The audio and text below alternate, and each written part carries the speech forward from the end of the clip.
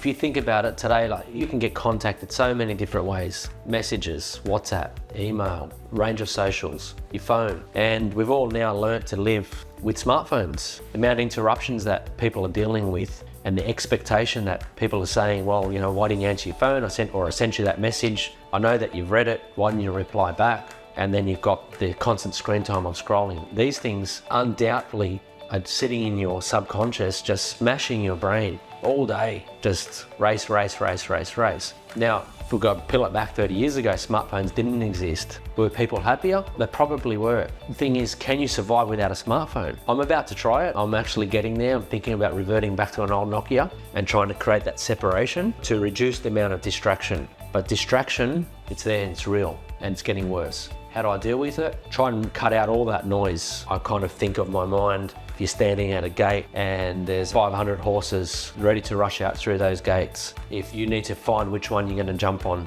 because you can't jump on every single thought and every single idea. That's one thing that I'm constantly doing. Secondly, finding that downtime, whether it's at the gym, training, exercising, playing soccer, mucking around with cars, watching some light TV, some comedy, catching up with friends. That kind of downtime is like paramount with the amount of distractions that we're getting. They're the two of the main things that I'm concentrating on.